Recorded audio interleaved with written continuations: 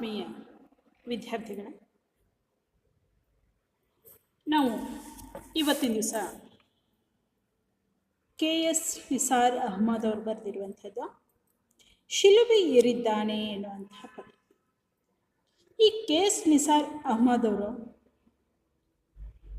ಒಂದು ವಿಭಿನ್ನವಾದಂತಹ ವೇದನೆಗಳ ಮೂಲಕ ಕನ್ನಡ ಕಾವ್ಯಕ್ಕೆ ಹೊಸ ಆಯಾಮವನ್ನು ನೀಡಿರ್ತಕ್ಕಂಥ ಒಬ್ಬ ಶ್ರೇಷ್ಠ ಕವಿ ಎನಿಸ್ಕೊಂಡಿರ್ತಕ್ಕಂಥವ್ರು.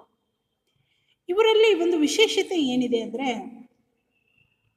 ಭೂಗರ್ಭ ವಿಜ್ಞಾನದಲ್ಲಿ ಓದಿರುವಂತಹ ಇವರು ಕನ್ನಡ ಸಾಹಿತ್ಯದಲ್ಲಿ ಅಪಾರವಾದಂಥ ಸಾಧನೆ ಮಾಡಿರ್ತಕ್ಕಂಥದ್ದು.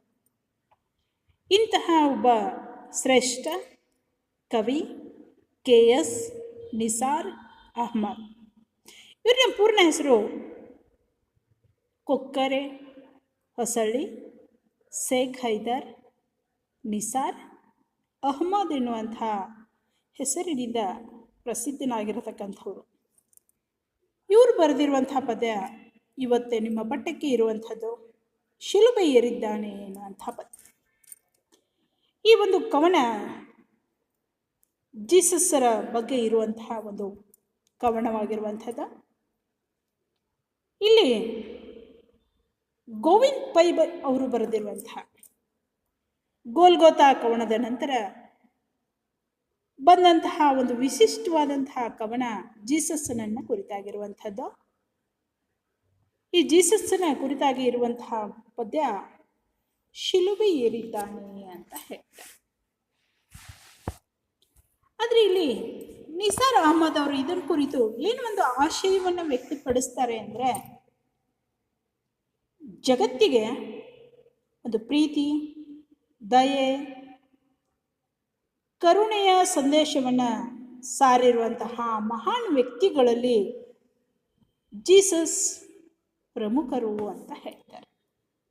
ಅಂದರೆ ಬರೀ ತಮ್ಮ ಧರ್ಮಕ್ಕಷ್ಟೇ ಅಲ್ಲ, ಅನ್ಯ ಧರ್ಮ ಆನಂತರ ಹೇಳ್ತಾರೆ ಅದನ್ನು ಮೀರಿರುವಂತಹ ಒಂದು ಗುಣ ಹೇಗಿದೆ ಅಂದರೆ, ಜಗತ್ತಿಗೆ ಅವರು ಪ್ರೀತಿ, ದಯೆ, ಕರುಣೆ, ಅನುಕಂಪ, ಒಳ್ಳೆಯ ಸಂದೇಶಗಳನ್ನು ಸಾರಿರುವಂಥವರು ಜೀಸಸ್ ಅಂತ ಹೇಳ್ತಾರೆ. ಇನ್ನು ಅವ್ರದ್ದೊಂದು ವಿಶೇಷತೆ ಏನು ಅಂದರೆ, ಸಾವಿನ ಒಂದು ಸಂಕಟದಲ್ಲೂ ಕೂಡ ವಿಚಲಿತನಾಗದೆ ಲೋಕ ಕಲ್ಯಾಣಕ್ಕಾಗಿ ಮಿಡಿದಿರತಕ್ಕಂತಹ ಜೀಸಸ್ನ ವ್ಯಕ್ತಿತ್ವ ಇಂದು ಪ್ರಸ್ತುತ ಅನ್ನಿಸ್ತಾ ಇದೆ. ತನ್ನ ಸಲುವಾಗಿ ಅಲ್ಲ, ಸ್ವಾರ್ಥಕ್ಕಾಗಿ ಅಲ್ಲ, ಲೋಕದ ಕಲ್ಯಾಣಕ್ಕಾಗಿ ಸಂಕಟ ಪಡ್ತಿದ್ರೂ ಕೂಡ ಒಂದು ವಿಚಲಿತರಾಗದೆ ಲೋಕ ಕಲ್ಯಾಣದ ಕುರಿತಾಗಿ ಅವರ ಹೃದಯ ಮಿಡಿಯುವಂಥದ್ದನ್ನು ನಾವು ಅವರ ಜೀವನದಲ್ಲಿ, ಅವರ ಜೀವನವನ್ನು ಕುರಿತಾಗಿರುವಂತಹ ಪದ್ಯಗಳಲ್ಲಿ ನೋಡ್ತಾ ಇದ್ದೇವೆ. ಆದರೆ ಹಿಂಸೆ ಆಧುನಿಕ ಸಮಾಜದ ಗುಣವೆಂಬಂತೆ ವಿಶ್ವವ್ಯಾಪಿಯಾಗಿ ಹಬ್ಬುತ್ತಿರುವ ಈ ಸಂದರ್ಭದಲ್ಲಿ ಜೀಸಸ್ಸನ ಒಂದು ಪ್ರೀತಿ, ಕರುಣೆ ಇರ್ಬೋದು, ಔದಾರ್ಯ ಇರ್ಬೋದು, ನಮ್ಮೊಳಗೆ ಅನುರಣನಗೊಳ್ಳಬೇಕಾಗಿರುವಂತಹ ಒಂದು ಅಗತ್ಯ ಕಂಡು ಬರ್ತಾ ಇದೆ. ಏಕೆಂದರೆ ಅವರನ್ನು ನೋಡಿ ನಾವು ಅನುಕರಣೆ ಮಾಡಬೇಕಾಗಿರುವಂಥದ್ದು, ಅನುರಣ ಮಾಡಬೇಕಾಗಿರುವಂಥದ್ದು ಇಲ್ಲಿ ಅಗತ್ಯವಾಗಿದೆ ಎನ್ನುವಂಥ ಮಾತನ್ನು ಕೂಡ ಹೇಳ್ತಾರೆ. ಇಲ್ಲಿ ಕವಿ ನಿಸಾರ್ ಅಹ್ಮದ್ ಅವರು GS ಶಿವರುದ್ರಪ್ಪರ ಥರ ಇವರು ಒಬ್ಬ ಶ್ರೇಷ್ಠ ಕವಿಯಾಗಿರುವಂಥವರು. ಹಾಗೆ ಗೋವಿಂದ್ ಪೈ ಅವರ ಬರೆದಿರುವಂತಹ ಗೋಲ್ಗೋತಾ ಕವನದ ನಂತರ ಯೇಸುವಿನ ಕುರಿತ ಬರೆದಾಗಿರುವಂತಹ ಒಬ್ಬ ಶ್ರೇಷ್ಠ ಕವಿಯಾಗಿರುವಂಥವರು. ಇವರು ಜೀಸಸ್ನ ವ್ಯಕ್ತಿತ್ವದ ಬಗ್ಗೆ ಬರೆದಿರುವ ಈ ಪದ್ಯ ಶಿಲುಬೆ ಏರಿದ್ದಾನೆ ಎನ್ನುವಂಥದ್ದು, ಈ ಒಂದು ಪದ್ಯ ಪರಧರ್ಮ ಸಹಿಷ್ಣುತೆಗೆ ಒಂದು ಹಿಡಿದ ಕನ್ನಡಿಯಾಗಿರುವಂಥದ್ದು ಅಷ್ಟೇ ಅಲ್ಲ, ವಿಶ್ವ ಭ್ರಾತೃತ್ವಕ್ಕೆ ಬರೆದ ಹೊಸ ಭಾಷ್ಯ ಎನ್ನುವಂತಿದೆ ಈ ಒಂದು ಪದ್ಯ ಅಂತ ಹೇಳ್ತೀವಿ. ಅಂದರೆ ಪರಧರ್ಮ ಸಹಿಷ್ಣು ಯಾಕೆ ಹೇಳ್ತಾ ಇದ್ದೀವಿ ಅಂದರೆ, ಒಬ್ಬ ಮುಸ್ಲಿಂ ಕವಿಯಾಗಿರುವಂಥವನು KS ನಿಸಾರ್ ಅಹಮದ್ ಅವರು ಪರಧರ್ಮ, ಅನ್ಯ ಧರ್ಮ, ಬೇರೆ ಧರ್ಮವಾಗಿರುವಂತಹ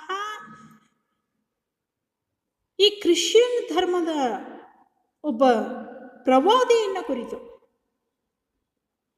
ಆತನ ಉನ್ನತ ಆದರ್ಶಗಳನ್ನು, ಉನ್ನತವಾದಂತಹ ಸಂದೇಶಗಳನ್ನು ಜಗತ್ತಿಗೆ ಸಾರುವ ಹಾಗೆ, ಜಗತ್ತಿಗೆ ಸಾರಲಿಕ್ಕೆ ಹೋಗ್ತಕ್ಕಂಥ ಒಬ್ಬ ಶ್ರೇಷ್ಠನಾಗಿರುವಂತಹ ಕವಿ ಅಂತ ಹೇಳ್ತೀವಿ.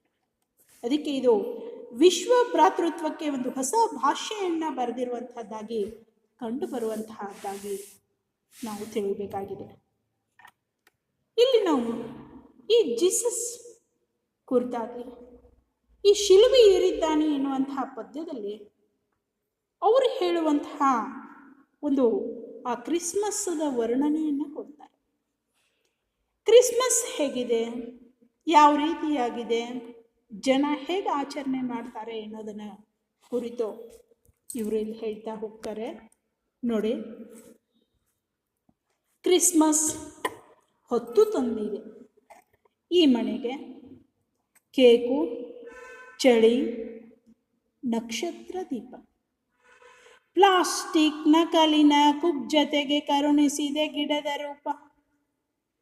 ಅದಕ್ಕೆ ಮಂಜಿನ ಕೆಲಸ ಮಾಡಿದೆ ಹತ್ತಿ. ಸ್ಕರ್ಟಿನ ಹುಡುಗಿಯ ಮೊಣಕಾಲಲ್ಲಿ ಬೆಚ್ಚಗಾಗಿದೆ ಮೊಂಬತ್ತಿ ಅಂತ ಹೇಳ್ತಾರೆ. ನೋಡಿ, ಕ್ರಿಸ್ಮಸ್ಸನ್ನು ಆಚರಿಸ್ತಕ್ಕಂಥದ್ದು. ಈ ಕ್ರಿಸ್ಮಸ್ ಕ್ರಿಶ್ಚಿಯನ್ನರ ಒಂದು ಮಹತ್ವದ ಹಬ್ಬ ಅಂತ ಹೇಳ್ತೀವಿ. ಎಲ್ಲ ಧರ್ಮಗಳಲ್ಲಿಯೂ ಕೂಡ ಮಹತ್ವದ ಹಬ್ಬಗಳು ಇದ್ದೇ ಇರೋದು ಹಾಗೆ ಕ್ರಿಶ್ಚಿಯನ್ ಧರ್ಮದಲ್ಲಿಯೂ ಕೂಡ ಮಹತ್ವದ ಬಹುದೊಡ್ಡದಾಗಿರುವಂತಹ ಜಗತ್ತಿನಾದ್ಯಂತ ಆಚರಿಸುವಂತಹ ಹಬ್ಬವಾಗಿರುವಂಥದ್ದು ಕ್ರಿಸ್ಮಸ್ ಅಂತ ಹೇಳ್ತಾರೆ. ಇದು ಡಿಸೆಂಬರ್ 25ನೇ ತಾರೀಕಿನಂದು ಸಂಜೆಯ ವೇಳೆಯಲ್ಲಿ ಆಚರಿಸುವಂತಹ ಒಂದು ಸಂಭ್ರಮ ಕಂಡು ಬರ್ತಾ ಇದೆ. ಆದರೆ ಈ ಡಿಸೆಂಬರ್ ತಿಂಗಳಲ್ಲಿ ಆಚರಿಸುವಂತಹ ಈ ಕ್ರಿಸ್ಮಸ್ ಡಿಸೆಂಬರ್ ಕೊನೆಗೆ ಅಂದರೆ 25ನೇ ತಾರೀಕಿನದಂದು ಆಚರಿಸುವಂತಹ ಈ ಕ್ರಿಸ್ಮಸ್ ಏನನ್ನ ಹೊತ್ತು ತಂದಿದೆ ಅಂದರೆ, ಮನೆಗೆ ಕೇಕು, ನೋಡಿ, ಚಳಿ, ನಕ್ಷತ್ರ ದೀಪ. ಪ್ಲಾಸ್ಟಿಕ್ ನಕಲಿನ ಕುಬ್ಜತೆಗೆ ಕರುಣಿಸಿದೆ ಗಿಡದ ರೂಪ. ಎಷ್ಟು ಚೆನ್ನಾಗಿ ವರ್ಣನೆ ಮಾಡ್ತಾರೆ. ಇವತ್ತು ಹಬ್ಬಗಳನ್ನು ನಾವು ಮೊದಲಿನ ತರಹ ಆಚರಿಸುತ್ತೇವೆ ಎಂದು ಹೇಳುವುದಕ್ಕೋಸ್ಕರ ಅಥವಾ ತೋರಿಕೆಗೋಸ್ಕರ, ತೋರಿಸುವುದಕ್ಕೋಸ್ಕರ ಹೇಗೆ ಮಾಡ್ತಾ ಇದ್ದಾರೆ ಜನ ಎನ್ನುವಂಥದ್ದು. ಯಾಕೆಂದರೆ ಮನೆಯಲ್ಲಿ ಎಲ್ಲ ಬಂಧು ಬಳಗದವರು, ನೆಂಟರಿಷ್ಟರು ಸೇರಿರ್ತಾರೆ. ಸೇರಿ ಎಲ್ಲರೂ ಸಂತೋಷದಿಂದ ಆಚರಿಸುವಂತಹ ಹಬ್ಬ ಇದು. ಎಲ್ಲೆಲ್ಲೋ ಕೆಲಸದ್ದು ಉದ್ಯೋಗದ ನಿಮಿತ್ತವಾಗಿ ಹೊರಗಡೆ ಹೋಗಿರ್ತಾರೆ. ಅವರು ಎಲ್ಲರೂ ಈ ಹಬ್ಬದ ದಿನದಿಂದ ಎಲ್ಲರೂ ಸೇರಿ ಆಚರಿಸುವಂತಹ ಹಬ್ಬ ಇದು. ತುಂಬ ಸಂತೋಷದಿಂದ, ಸಂಭ್ರಮದಿಂದ ಆಚರಿಸ್ತಕ್ಕಂಥದ್ದು. ಕೇಕು, ಹಿಂದೆ ಕೇಕ್ಗಳನ್ನೆಲ್ಲ ಮನೆಯಲ್ಲೇ ಮಾಡ್ತಾ ಇದ್ರು. ಇವತ್ತು ಪೇಟೆಯಲ್ಲಿ ಸಲೀಸಾಗಿ ಸಿಗೋದ್ರಿಂದ ಎಲ್ಲರೂ ಮಾರುಕಟ್ಟೆಯ ಮೊರೆ ಹೋಗಿರುವಂಥದ್ದನ್ನು ನಾವು ನೋಡ್ತೀವಿ. ಹಾಗಾಗಿ ಮಾರುಕಟ್ಟೆಯಿಂದ ಕೇಕು ತರ್ತಾರೆ. ಸಂಜೆ ವೇಳೆಯಲ್ಲಿ ತುಂಬ ಚಳಿ ಇರುತ್ತೆ, ಯಾಕೆ ಚಳಿಗಾಲ ಇರೋದ್ರಿಂದ. ಆನಂತರ ಸಂಜೆ ವೇಳೆಯಲ್ಲಿ ಆಚರಿಸೋದ್ರಿಂದ ನಕ್ಷತ್ರಗಳು ಕಾಣಿಸ್ತಾ ಇರ್ತವೆ. ಆ ನಕ್ಷತ್ರಗಳ ದೀಪದ ಬೆಳಕಿನಲ್ಲಿ ಅವರು ಹಬ್ಬವನ್ನು ಆಚರಿಸ್ತಾ ಹೋಗ್ತಾರೆ. ಆದರೆ ಹಬ್ಬ ಆಚರಿಸ್ಬೇಕಾದ್ರೆ ಆ ಗಿಡ ಬೇಕು. ಯಾವ ಗಿಡ ಅಂತಂದರೆ ಕ್ರಿಸ್ಮಸ್ ಗಿಡ ಬೇಕು. ಕ್ರಿಸ್ಮಸ್ ಗಿಡಕ್ಕೆ ಅಲಂಕಾರ ಮಾಡಿ ಮನೆಯ ಹೊರಾಂಗಣದಲ್ಲಿ, ಹೊರಗಡೆ ಅಥವಾ ಮನೆಯ ಮುಂದುಗಡೆ ಈ ಗಿಡಕ್ಕೆ ಅಲಂಕಾರವನ್ನು ಮಾಡಿರ್ತಾರೆ. ಈ ಗಿಡಕ್ಕೆ ಅಲಂಕಾರ ಮಾಡಿ ಹಬ್ಬವನ್ನು ಆಚರಿಸ್ತಾರೆ. ಆದರೆ ಹಿಂದೆ ಧಾರ್ಮಿಕ ಆಚರಣೆಗಳ ಪ್ರಕಾರ ಮನೆಯ ಮುಂದೆ ಕ್ರಿಸ್ಮಸ್ ಗಿಡ ಇದ್ದೇ ಇರ್ತಾ ಇದ್ದು. ಹಾಗಾಗಿ ಹಿಂದೆ ನಾವು ಗಿಡಗಳ ಆಧಾರದ ಮೇಲೆ ಮನೆಗಳನ್ನು ಗುರುತಿಸ್ತಾ ಇದ್ವಿ. ಯಾರ ಮನೆ ಮುಂದೆ ಕ್ರಿಸ್ಮಸ್ ಗಿಡ ಇದೆ ಅವರು ಕ್ರಿಶ್ಚಿಯನರು ಅಂತ ಕರೀತಾ ಇದ್ವಿ. ಇನ್ನು ಕೆಲವೊಂದು ಮನೆ ಮುಂದೆ ತುಳಸಿ ಗಿಡಗಳು ಇರ್ತಾ ಇದ್ದು. ತುಳಸಿ ಗಿಡ ನೆಟ್ಟಿರುವಂಥವ್ರು ಬ್ರಾಹ್ಮಣರು, ಪತ್ತಾರು ಅಂತ ಆ ಮನೆಯನ್ನು ಗುರುತಿಸ್ತಾ ಇದ್ವಿ. ಆದರೆ ಇವತ್ತಿನ ದಿವಸ ಎಲ್ಲವೂ ಸಾಮಾನ್ಯವಾಗಿರುವಂಥದ್ದನ್ನು ನಾವು ನೋಡ್ತಾ ಹೋಗ್ತೀವಿ. ಆದರೆ ಕಾಲ ಗತಿಸಿದಂತೆ ಬದಲಾವಣೆ ಸಹಜ ಎನ್ನುವ ಹಾಗೆ ಇವತ್ತಿನ ದಿವಸ ಸ್ಥಳದ ಅಭಾವವೋ ಅಥವಾ ಅವರಿಗೆ ವೇಳೆಯ ಅಭಾವವೋ ಅದಕ್ಕೆ ಗಿಡವನ್ನು ಮನೆ ಮುಂದೆ ನೆಡೋದಿಲ್ಲ. ಆದರೆ ಗಿಡ ಇರಲಾರ್ದೇ ಹಬ್ಬ ಆಚರಿಸೋಕ್ಕೆ ಆಗೋದಿಲ್ಲ. ಅದಕ್ಕೋಸ್ಕರ ಅವ್ರು ಏನು ಮಾಡ್ತಾರೆ ಅಂತಂದರೆ ಪೇಟೆಯಿಂದ, ಮಾರ್ಕೆಟಿನಿಂದ ಕುಬ್ಜ ಅಂದರೆ ಚಿಕ್ಕದಾಗಿರುವಂತಹದ್ದು ಆಚರಣೆಗೆ ಆದರೆ ನೇಮಕ್ಕೆ ಆದರೆ ನಿಯಮದ ಪ್ರಕಾರ ಇದ್ರೆ ಸಾಕು ಅಂತ ಹೇಳಿ ಮಾರ್ಕೆಟಿನಿಂದ ಗಿಡವನ್ನು ತಂದು ಶೃಂಗಾರ ಮಾಡ್ತಾರೆ. ಆ ಶೃಂಗಾರವನ್ನು ಮಾಡಿ ಅದಕ್ಕೆ ಅಲಂಕಾರವನ್ನು ಮಾಡಿ ಆಚರಣೆ ಮಾಡ್ತಾರೆ. ಹಾಗೆ ಮನೆ ಮುಂದೆ ಒಂದು ದನದ ಕೊಟ್ಟಿಗೆಯನ್ನು ನಿರ್ಮಾಣ ಮಾಡ್ತಾರೆ. ಅದು ಕೂಡ ಪೇಟೆಯಿಂದ ತಂದಿರ್ಬೋದು ಅಥವಾ ಕೃತಕವಾಗಿರುವಂಥದ್ದು. ಯಾಕೆ ಯೇಸು ದನದ ಕೊಟ್ಟಿಗೆಯಲ್ಲಿ ಜನಿಸಿದ ಎನ್ನುವಂತಹ ಕಾರಣಕ್ಕೋಸ್ಕರ ಮನೆ ಮುಂದೆ ಒಂದು ಕೊಟ್ಟಿಗೆಯನ್ನು, ಹಸುವಿನ ಕೊಟ್ಟಿಗೆಯನ್ನು ನಿರ್ಮಾಣ ಮಾಡ್ತಾರೆ. ಒಂದು ಹಸುವನ್ನು ತಂದು ಅಲ್ಲಿ ನಿಲ್ಲಿಸ್ತಕ್ಕಂಥದ್ದು ಎಲ್ಲವೂ ಕೃತಕವಾಗಿರುವಂಥದ್ದು. ಅಲ್ಲಿ ಒಂದು ತೊಟ್ಟಿಲನ್ನು ಕಟ್ಟುತ್ತಾರೆ. ಆ ತೊಟ್ಟಿಲಲ್ಲಿ ಒಂದು ಮಗುವನ್ನು ಹಾಕಿರುವಂತಹ ರೀತಿಯಲ್ಲಿ ಆ ಕೊಟ್ಟಿಗೆಯನ್ನು, ದನದ ಕೊಟ್ಟಿಗೆಯನ್ನು, ದನದ ದೊಡ್ಡಿ ಅಂತ ಕರೀತಾರೆ, ಅದನ್ನು ನಿರ್ಮಾಣ ಮಾಡ್ತಾರೆ. ಮಾಡಿ ಹಬ್ಬವನ್ನು ಆಚರಣೆ ಮಾಡಲಿಕ್ಕೆ ಶುರು ಮಾಡ್ತಾರೆ. ಆದರೆ ಪ್ಲಾಸ್ಟಿಕ್ಕಿನ ಗಿಡ ತಂದು ಹಿಂದೆ ಆ ಗಿಡದಲ್ಲಿ ಮಂಜು ಬೀಳ್ತಾ ಇತ್ತು. ತುಂಬ ಚಳಿ ಇರ್ತಾ ಇತ್ತು, ಸಾಯಂಕಾಲದಲ್ಲಿ ಮಂಜು ಬೀಳ್ತಾ ಇತ್ತು. ಆದರೆ ಇವತ್ತಿನ ದಿವಸ ಮಂಜು ಬೀಳಲಿಕ್ಕೆ ಸಾಧ್ಯನೇ ಇಲ್ಲ. ಯಾಕೆಂದರೆ ಆಗ್ತಾನೆ ಪೇಟೆಯಿಂದ ತಂದಿರ್ತಾರೆ, ಅದಕ್ಕೆ ಮಂಜು ಬೀಳಲ್ಲ. ಆದರೆ ಮಂಜು ಬಿದ್ದಿದೆ ಅಂತ ತೋರಿಸೋದಕ್ಕೋಸ್ಕರ ಹತ್ತಿಯನ್ನು ಅದರ ಮಧ್ಯದಲ್ಲಿ ಉಂಡೆಗಳನ್ನು ಮಾಡಿ ಇಡ್ತಾರೆ. ಆ ಚಿಕ್ಕ ಚಿಕ್ಕ ಹತ್ತಿಗಳೇ ಅದು ಮಂಜಿನ ಥರ ಕಾಣಿಸ್ಬೇಕು ಅಂಥೇಳಿ ಅದಕ್ಕೆ ಅಲಂಕಾರವನ್ನು ಮಾಡ್ತಾರೆ.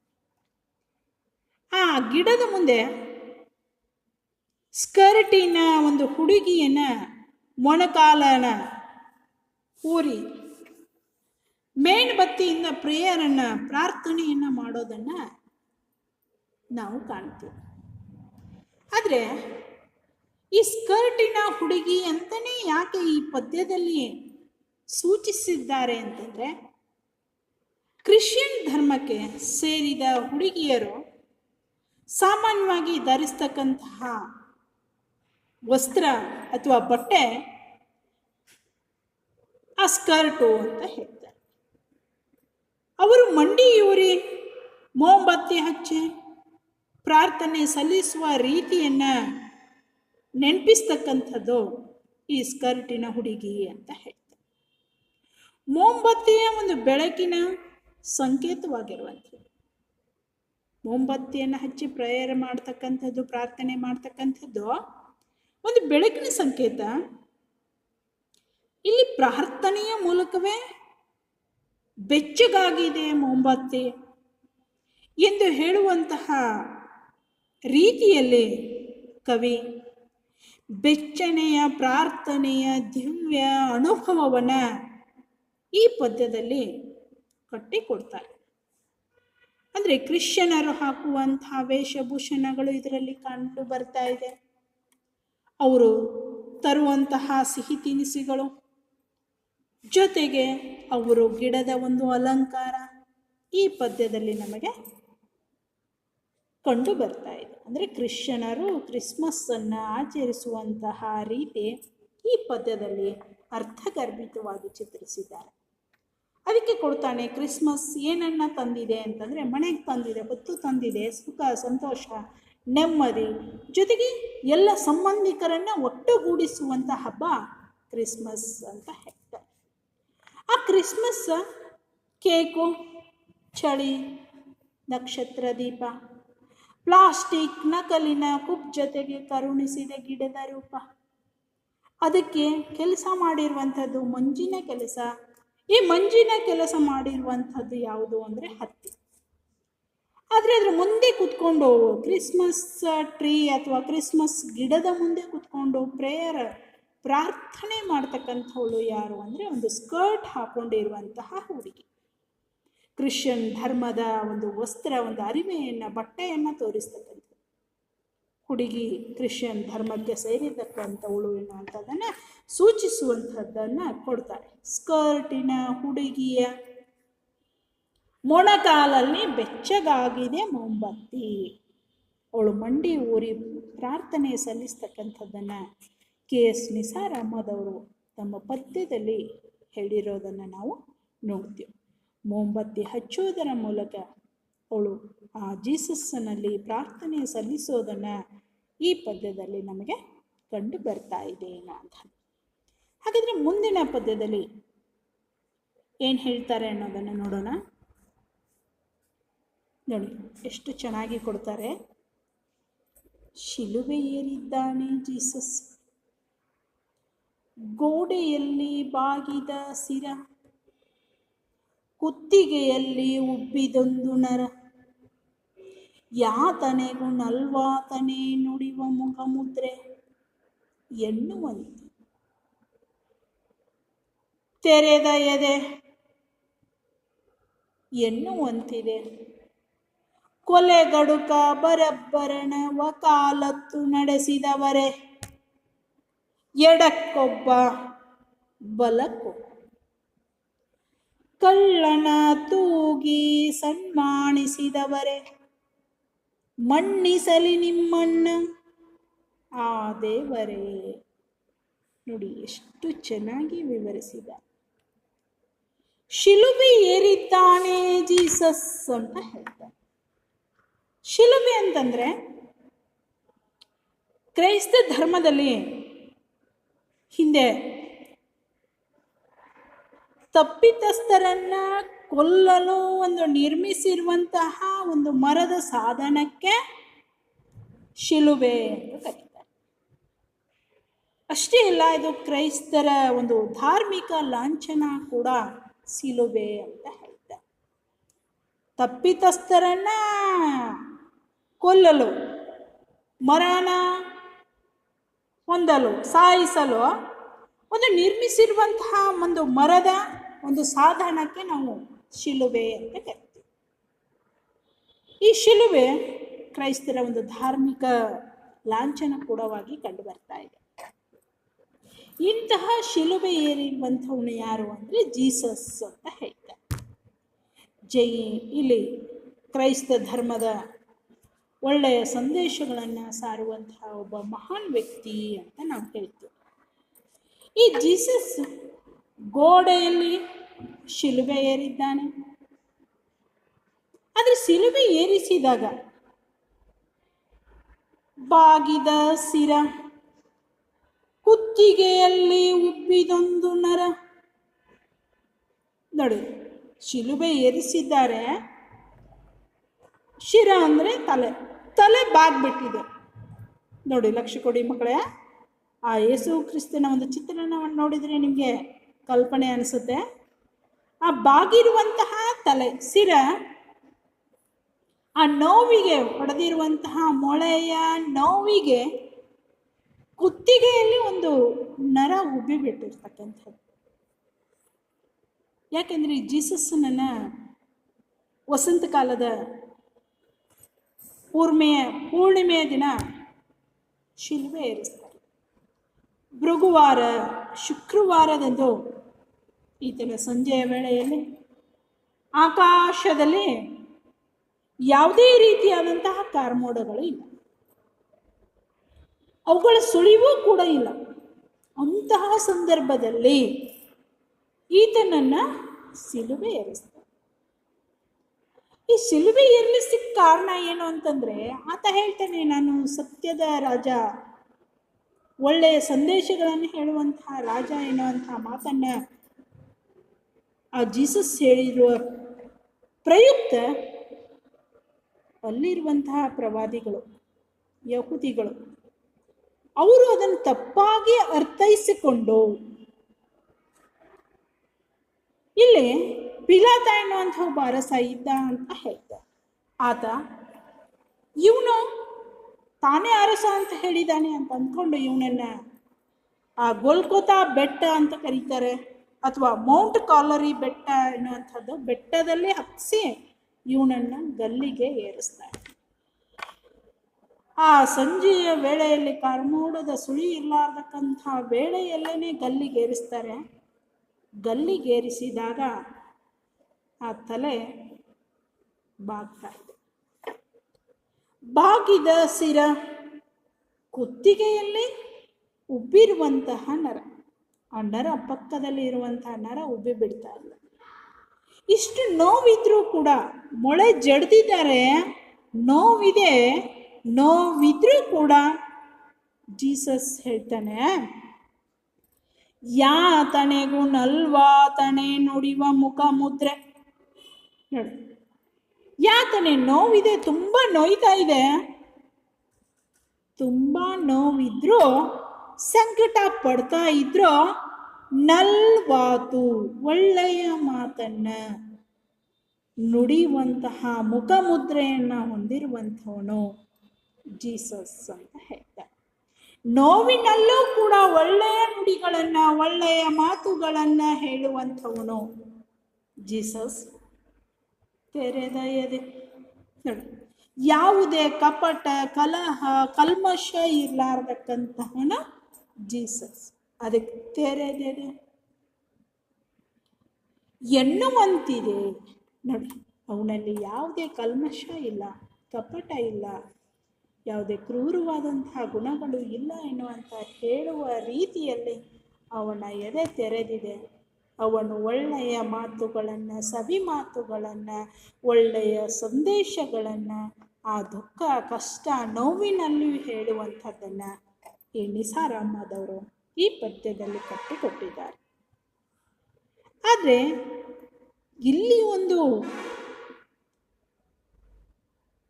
ಆ ನೀತಿ ನಿಯಮಗಳು ಹೇಗಿದ್ದಾವೆ, ಆ ರೋಮ್ ನಗರದಲ್ಲಿ ಇರುವಂಥ ಜನರ ಮನಸ್ಥಿತಿ ಹೆಂಗಿತ್ತು, ಅಲ್ಲಿಯ ಜನ ಹೆಂಗಿದ್ರು ಅನ್ನೋದನ್ನು ಮುಂದಿನ ಒಂದು ಸಾಲುಗಳಲ್ಲಿ ಕೊಡ್ತಾರೆ.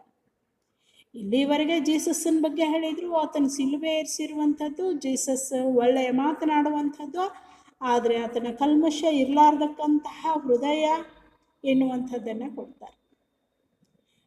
ಆದರೆ ರೋಮ್ ನಗರದ ಜನರ ಹೃದಯ, ಮನಸ್ಸಿನ ಭಾವನೆಗಳು ಹೆಂಗಿದ್ದು, ನಿಯಮಗಳು ಹೇಗಿದ್ದು ಅನ್ನೋದನ್ನು ಮುಂದಿನ ಸಾಲುಗಳಲ್ಲಿ ನೋಡಿ. ಕೊಲೆಗಡುಕ ಬರಬ್ಬರನ ವಕಾಲತ್ತು ನಡೆಸಿದವರೇ, ಎಡಕ್ಕೊಬ್ಬ ಬಲಕ್ಕೊಬ್ಬ ಕಳ್ಳನ ತೂಗಿ ಸನ್ಮಾನಿಸಿದವರು ನೋಡಿ. ಮನ್ನಿಸಲಿ ನಿಮ್ಮನ್ನ ಆ ದೇವರು ನೋಡಿ.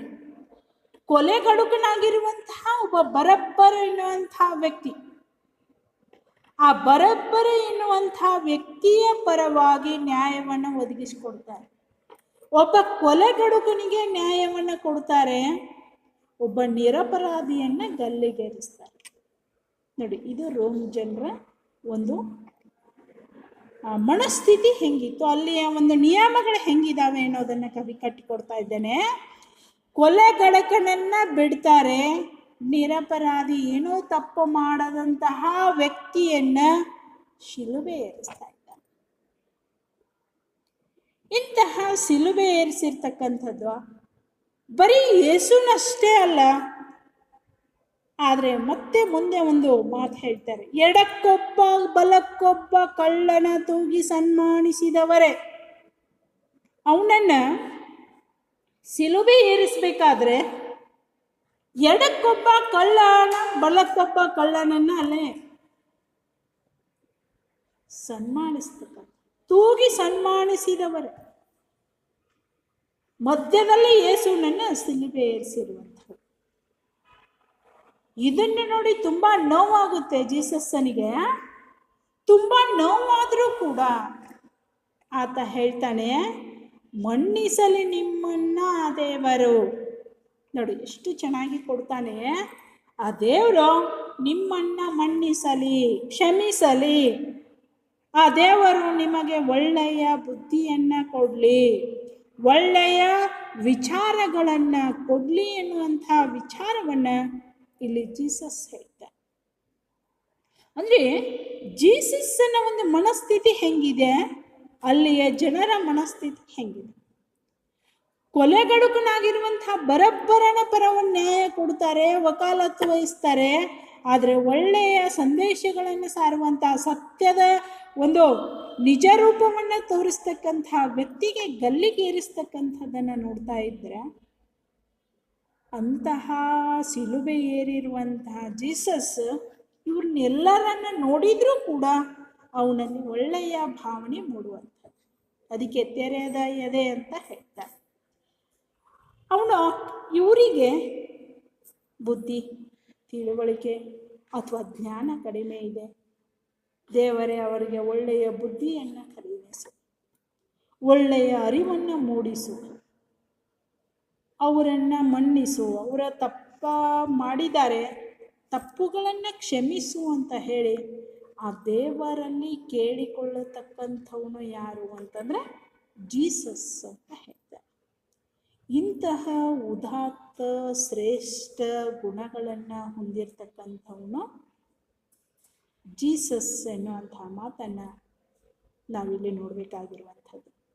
ಇಂತಹ ಉದಾರವಾಗಿ ಆಗಿರುವಂಥವನು, ಸತ್ಯದ ಮಾರ್ಗದಲ್ಲಿ ನಡೀತಕ್ಕಂಥವನು, ಜೊತೆಗೆ ಒಳ್ಳೆಯ ಸಂದೇಶಗಳನ್ನು ಸಾರುವಂತಹ ವ್ಯಕ್ತಿಗೆ ಜನ ಎಂತಹ ರೀತಿಯಾಗಿ ಮನ್ನಣೆಯನ್ನು ಕೊಟ್ಟರು ಎನ್ನುವಂಥದ್ದು ಆ ರೋಮ್ ನಗರದ ಒಂದು ಚಿತ್ರಣವನ್ನು ಇಲ್ಲಿ ಈ KS ನಿಸಾರ್ ಅಹಮದ್ ಅವರು ಈ ಪದ್ಯದಲ್ಲಿ ಬರೆದಿರೋದನ್ನು ನಾವು ನೋಡ್ತಾ ಹೋಗೋಣ.